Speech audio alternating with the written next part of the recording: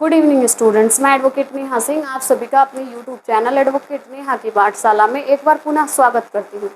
Students, हम लोग अभी आधुनिक भारत को पढ़ रहे हैं और आधुनिक भारत के क्रम में हम लोगों ने भारत में यूरोपियों के आगमन को पढ़ा, फिर भारत में कैसे ब्रिटिश ईस्ट इंडिया कंपनी अलग अलग कंपनियों से अपनी प्रतिस्पर्धा करती है और इसके पश्चात अपने आप को इस्टेब्लिश कर दी है, ये भी हमने देखा। फिर हमने पूर्ववर्ती मुगल शासकों का शासन काल देखा कि कैसे मुगल साम्राज्य का पतन होता है स्टूडेंट। इसके साथ ही हमने देखा स्वतंत्र राज्यों का शासन प्रशासन, अर्थात हमने बंगाल को देखा, मराठा साम्राज्य को देखा, मैसूर को देखा और फिर हमने सिख धर्म के साथ साथ सिख साम्राज्य के इतिहास को पढ़ा। इसके पश्चात स्टूडेंट्स हमने सोचा था कि ब्रिटिश ईस्ट इंडिया कंपनी की आर्थिक नीतियों को मैं पढ़ा दूँ, लेकिन मुझे लगा कि आर्थिक नीतियों को पढ़ाने से ज़्यादा जरूरी अभी 1857 के विद्रोह को पढ़ना है। तो हम सबसे पहले स्टूडेंट 1857 के विद्रोह को पढ़ेंगे और 1857 का विद्रोह क्योंकि कई कारणों से हुआ था, तो इस विद्रोह को समझने के पश्चात जब हम ब्रिटिश ईस्ट इंडिया कंपनी की आर्थिक नीतियों को समझेंगे तो थोड़ा सहूलियत होगा हमको समझने में। साथ ही स्टूडेंट्स, मैं आप लोगों को 1857 के विद्रोह के बारे में पढ़ाने से पहले कुछ चीज़ें समझाना चाहूँगी। आप लोग जरूर इस पर ध्यान अपना आकृष्ट करिएगा। अब जैसे मान लीजिए कि हम लोग पढ़ते 1857 का विद्रोह, तो 1857 का विद्रोह हमारे बिहार के कई एग्जामिनेशन के लिए महत्वपूर्ण है और बीपीएससी के लिए तो समझ जाइए कि प्रीलिम्स और मेंस दोनों के लिए ही ये रामबाण है। तो हम पहले ये बता देते कि इसमें हम लोग क्या क्या पढ़ेंगे। तो सबसे पहले तो विद्रोह लिखा है स्टूडेंट, तो हम जानेंगे कि विद्रोह क्या है। ठीक है, अब उसके बाद हम लोग पढ़ेंगे विद्रोह का कारण,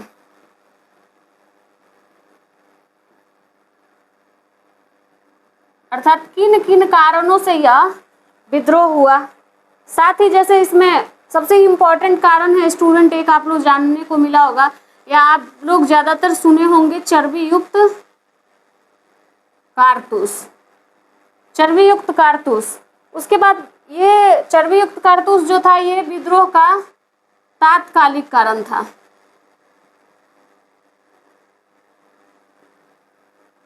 मतलब कि ये ऐसा कारण था जिससे विद्रोह को एक तीव्र हवा मिली। फिर मूलभूत कारणों में स्टूडेंट हम पढ़ेंगे, विद्रोह के मूलभूत कारणों में हम देखेंगे आपका राजनीतिक कारण, सामाजिक कारण, धार्मिक कारण, विद्रोह का राजनीतिक कारण, सामाजिक धार्मिक कारण,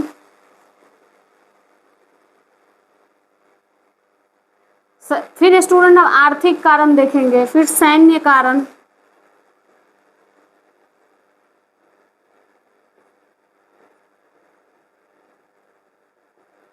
ये मैं जो पढ़ा रही हूँ ये प्रीलिम्स और मेंस दोनों को ध्यान में रख के मैं आप लोगों को पढ़ा दे रही हूँ। फिर विद्रोह का प्रसार कहाँ कहाँ था, अर्थात किन किन क्षेत्रों में यह विद्रोह फैला, किन किन क्षेत्रों ने इसे अपना नेतृत्व प्रदान किया। साथ ही स्टूडेंट कहाँ से ये विद्रोह शुरू हुआ, कहाँ जाके पहुंचा, कैसे अलग अलग क्षेत्र में किस किस रूप में यह विद्रोह फैला। फिर विद्रोह का परिणाम भी देखेंगे हम लोग।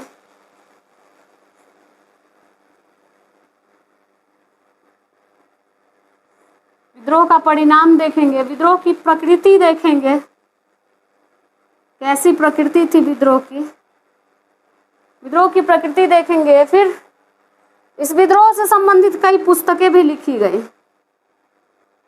आप साहित्य भी कह सकते हैं, टेक्स्ट भी कह सकते हैं। परिणाम में हम असफलता के कारण भी देखेंगे,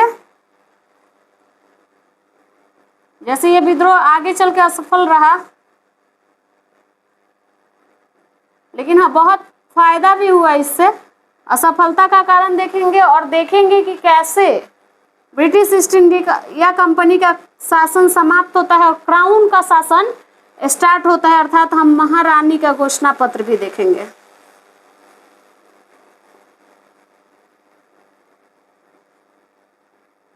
ये सारी चीजें महत्वपूर्ण हैं, तो स्टूडेंट आप इसको नोट कर लीजिए, फिर मैं आगे आप लोगों को बताती हूँ।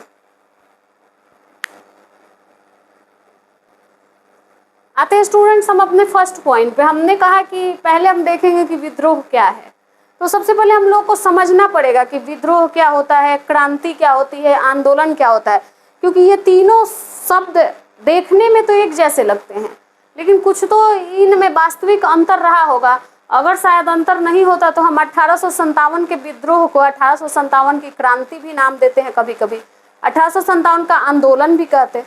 तो हम पहले ये समझेंगे कि इस विद्रोह का नाम 1857 का विद्रोह है, तो आखिर क्या अंतर होता है आंदोलन में, विद्रोह में, क्रांति में।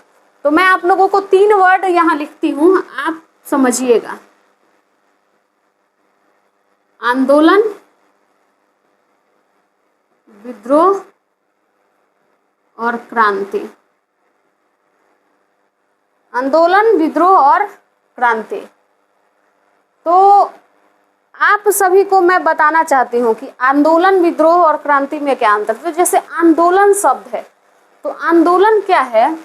आंदोलन एक विचारधारा है।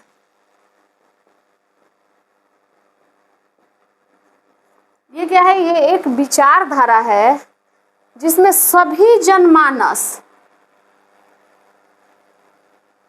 ये एक ऐसी विचारधारा है जो हमारे सभी जनमानस में फैल जाए, सबके बीच में ये आ जाए, और आने के बाद एक विचारधारा है, साथ ही इसमें हिंसा नहीं होगी। एक ऐसी विचारधारा जो संपूर्ण जनमानस में फैल जाए और इसमें हिंसा नहीं होगी। और सबसे बड़ा बात इसमें क्या है? एक मुद्दा होगा। इसमें क्या होगा? आंदोलन में जो आपका क्या होगा? एक मुद्दा होगा। अब इसको मैं आप लोगों को कैसे समझाऊं? मैं आप लोगों को एग्जाम्पल देती हूँ इसका। एक मैंने बताई एक ऐसी विचारधारा है जो सभी जनमानस में फैल जाए, और जब इस विचारधारा को हम स्वरूप दें तो इसमें कोई भी हिंसा नहीं हो, और इसमें जो विषय हो वो एक और मजबूत विषय हो। अब देखिए, मैं आप लोगों को एक चीज बता रही हूँ। गांधी जी के आप लोग असहयोग आंदोलन का नाम सुने होंगे। तो असहयोग क्या है? असहयोग आंदोलन, हिंसा इसमें नहीं होनी चाहिए। तो आप देखते हैं इस मूवमेंट में क्या होता है? चौरी चौरा, जैसे ही चौरी चौरा घटना होता है, गांधी जी आंदोलन वापस ले लेते हैं।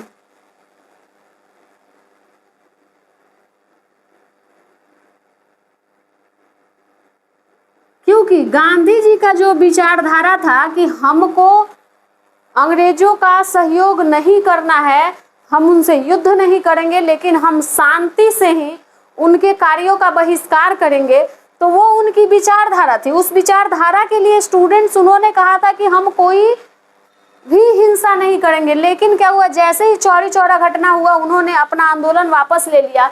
सभी लोगों ने उनका आलोचना किया, लेकिन उनका कहना यह था कि जब लोग विचारधारा को ही नहीं समझेंगे तो फिर उस चीज को आंदोलन कहने का मतलब ही क्या है।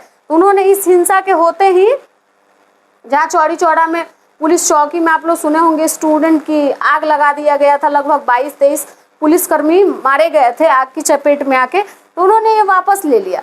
अब मुद्दा को समझाने के लिए मैं आप लोगों को बताती हूँ स्टूडेंट, सविनय अवज्ञा आंदोलन।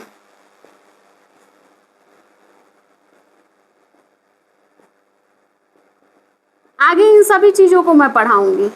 सविनय अवज्ञा आंदोलन, अच्छा देखिए कैसे हमारे देश में क्या होता है, कोई ऐसा थिंग लीजिए, जैसे मान लीजिए पेट्रोल का दाम बढ़ गया, तो पेट्रोल का दाम बढ़ा तो इससे क्या होगा? सभी जनमानस प्रभावित होंगे। तो जब सभी जनमानस प्रभावित होंगे और इसके लिए जो आंदोलन होगा मास स्केल में हो जाएगा, क्योंकि ये सबकी जरूरत है। और वहीं अगर एयर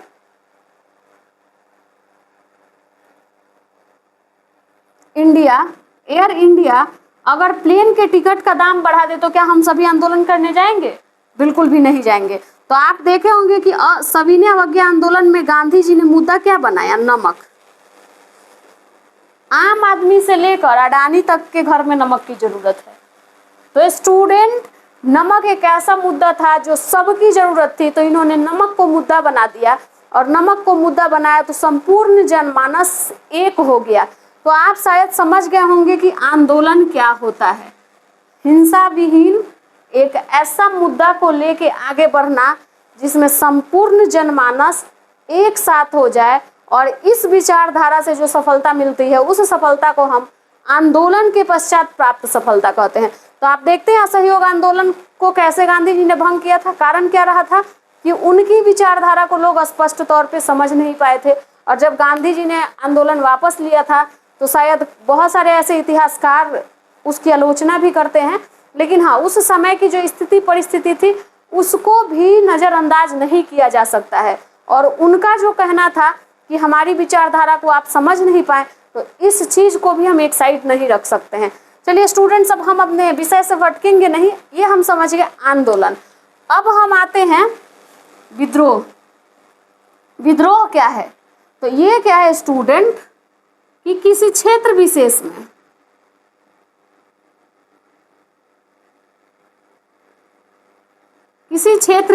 में मान लीजिए कि कोई भी एक क्षेत्र हो गया,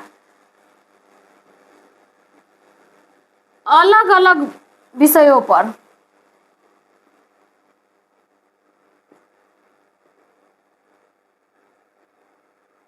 जब जनमानस उग्र हो जाए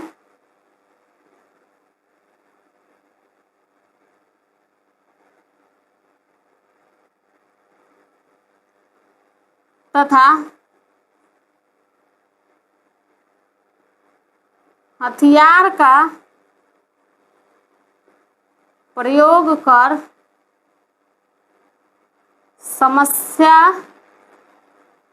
से निजात पाने का प्रयास करें, तो वो एक विद्रोह होगा। तो आप 1857 के विद्रोह के दौरान स्टूडेंट्स आप देखे थे कि विद्रोह कहाँ से शुरू होता है? तो बैरकपुर छावनी से। कैसे? तो मंगल पांडे के साथ जो हिंसा होती है, उसके बाद मैं अभी उस पर भी आऊँगी स्टूडेंट, वहाँ से शुरू होता है। आप देखते हैं अलग अलग क्षेत्र में भी आता है, हमारे बिहार में भी आता है। वीर कुंवर सिंह उसका नेतृत्व करते हैं। झांसी की रानी को आप देखते हैं, बेगम हजरत महल को देखते हैं, नाना साहब को देखते हैं, तात्या टोपे को देखते हैं।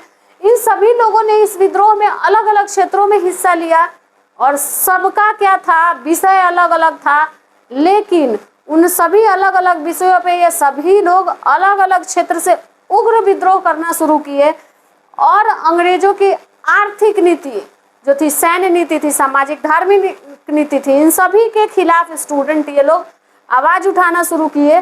तो ये चीजें क्या हो गई? विद्रोह हो गई। अब हम 1857 के विद्रोह को 1857 की क्रांति भी कहते हैं, जैसे कुछ कुछ इतिहासकार अपनी पुस्तक लिखे तो वो क्रांति भी कहे। तो देखिए क्रांति का अर्थ क्या होता है? क्रांति से क्या होता है? संरचना में संपूर्ण बदलाव।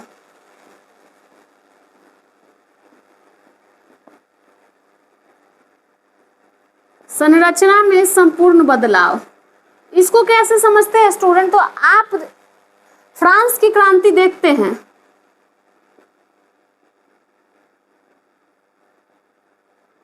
क्या हुआ था फ्रांस की क्रांति का परिणाम? तो यहाँ राजतंत्र से सीधे प्रजातंत्र की स्थापना हो गई थी।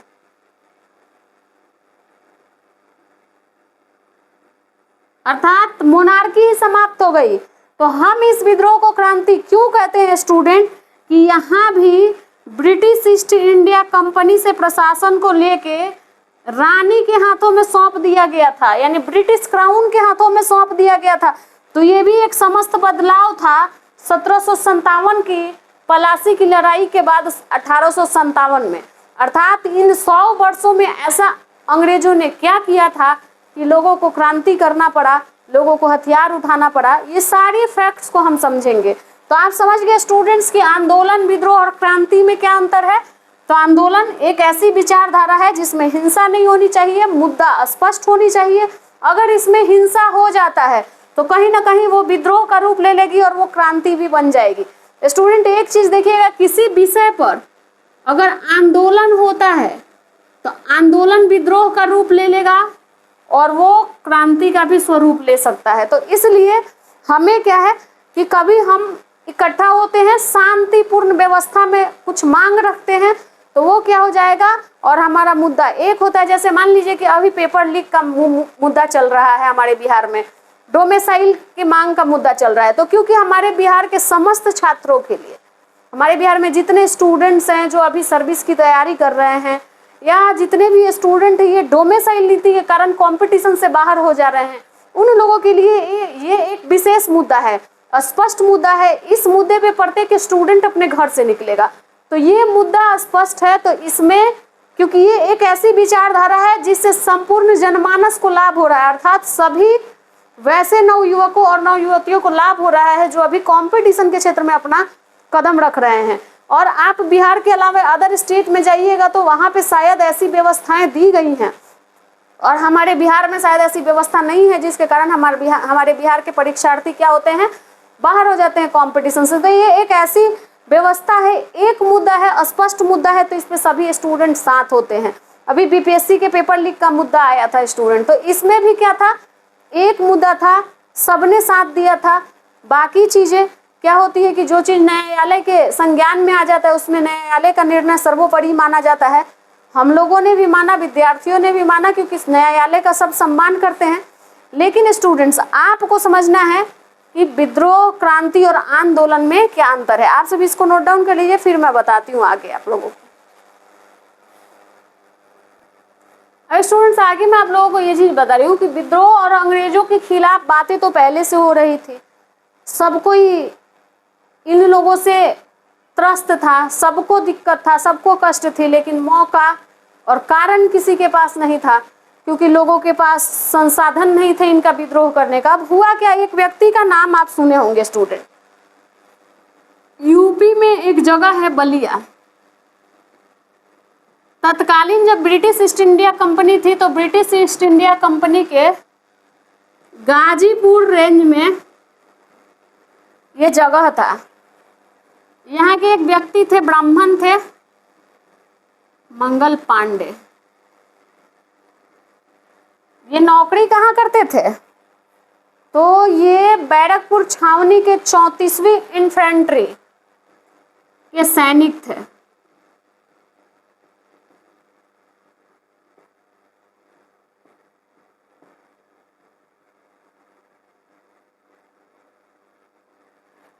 हुआ क्या, अब कहानी कितनी स्पष्ट है आप भी देखिएगा, मैं समझने के लिए बता रही हूँ। ये स्नान करके रिटर्न हो रहे थे, रास्ते में ब्रिटिश ईस्ट इंडिया कंपनी में काम करने वाला ही एक ग्रुप डी का व्यक्ति जो कि सफाई कर्मचारी था, उसको प्यास लगा था, वो पानी भी लेके आ रहे थे। तो उन्होंने रास्ते में कहा कि साहब थोड़ा सा पानी पिला दीजिए, हमें प्यास लगा है। तो मंगल पांडे ने कहा कि नहीं, मैं ये नहीं कर सकता हूँ, क्योंकि ये गंदा हो जाएगा और मेरे लिए असहज हो जाएगा। तो वो वहाँ पे बोलता है कि आपको चर्बी युक्त कारतूस यूज करने में, जो कि गाय और सुअर की चर्बी से बनती है, समस्या नहीं होती है, और आप हमें पानी पिला दीजिएगा तो आपको समस्या हो जाएगी। ये बात जब मंगल पांडे के संज्ञान में आता है तो मंगल पांडे जाते हैं, अपनी इन्फेंट्री में जाते हैं, और जाने के बाद वो इस बातों पे चर्चा करते हैं। और चर्चा करने के बाद मतलब अपने जितने भी मेंबर हैं उन लोगों को ये बताते हैं। अब होता क्या है कि 29 मार्च 1857 का दिन रहता है। इन लोगों को ट्रेनिंग के लिए बुलाया गया रहता है। ये ट्रेनिंग के लिए बुलाया गया है, और जब इनको, क्योंकि ये तो पता इन लोगों को पहले से चल गई है चर्बीयुक्त कारतूस के बारे में, मैं अभी लिखाऊंगी इन सब चीज़ों को, तो मैं बताऊंगी कि वो कारतूस कहाँ लगाया जाता था, कैसे लगाया जाता था। बस मैं एक आप लोगों को पृष्ठभूमि बता रही हूँ।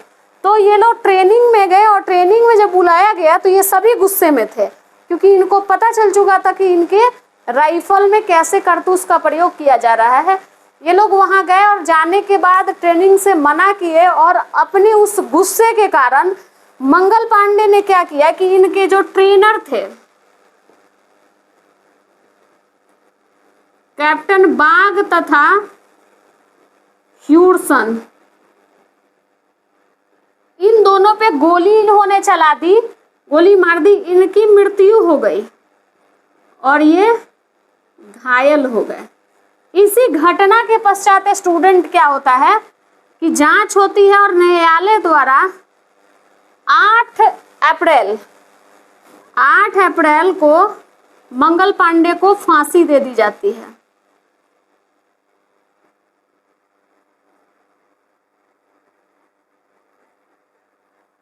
इसी फांसी के कारण स्टूडेंट्स क्या होता है कि सैनिकों में आक्रोश बढ़ जाता है, सैनिक आक्रोशित हो जाते हैं।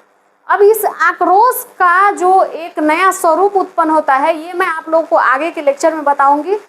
हमारे साथ पढ़ाई करने के लिए आप हमारे साथ बने रहिए। हमारे यूट्यूब चैनल एडवोकेट नेहा की पाठशाला, आप हमारे चैनल को लाइक करिए, शेयर करिए, सब्सक्राइब करिए और ज़्यादा से ज़्यादा आप लोग प्रीवियस ईयर क्वेश्चन को बनाइए। अगर आप खुद से प्रीवियस ईयर क्वेश्चन नहीं बना रहे हैं स्टूडेंट, तो आज से मैं आधुनिक भारत के इतिहास से संबंधित previous year question बनवाऊंगी।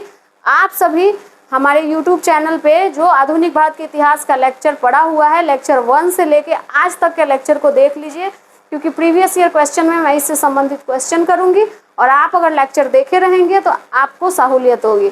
Thank you student.